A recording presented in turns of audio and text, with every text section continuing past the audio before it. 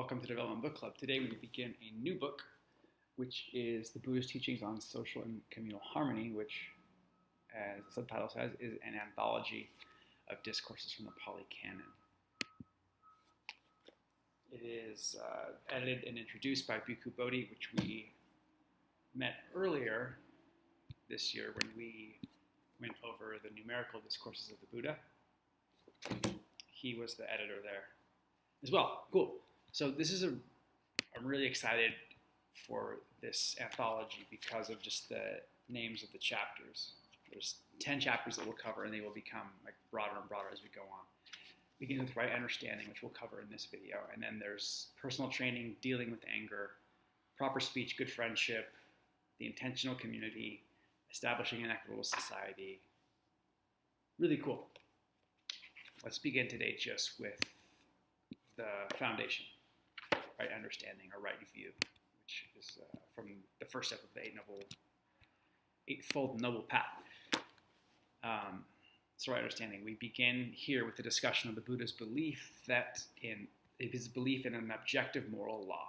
So the quote here is that moral judgments can be distinguished as true or false, actions determined as good and bad, with reference to a moral law that is just as efficacious, just as universal in its operation as the laws of physics, the laws of chemistry, unquote.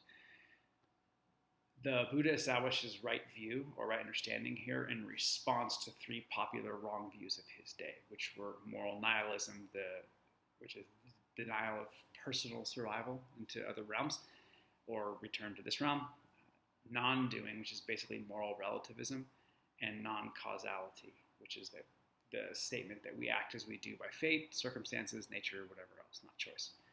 So Bhikkhu Bodhi mentions in the intro to this very first chapter of the book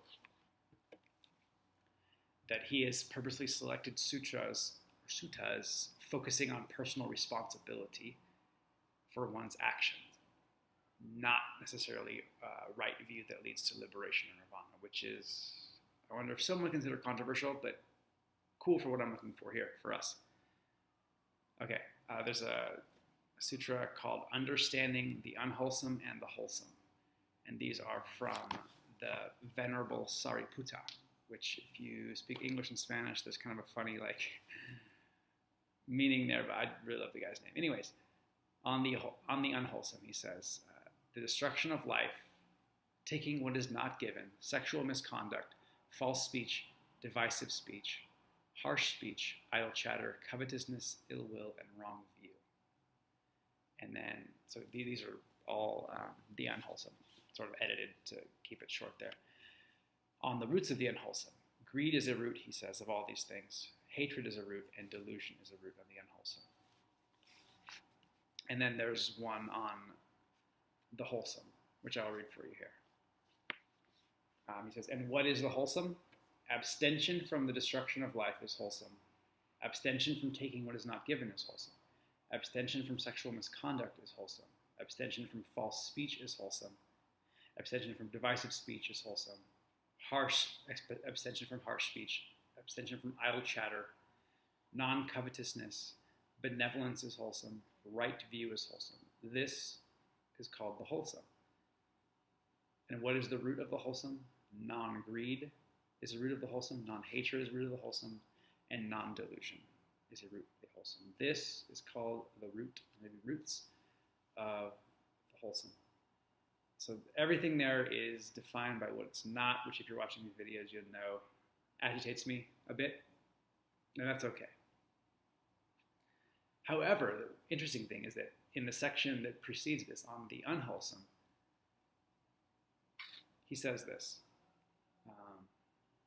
Greed is a root of the unwholesome. Hatred is a root of the unwholesome. And delusion is a root of the unwholesome. These are the roots, right?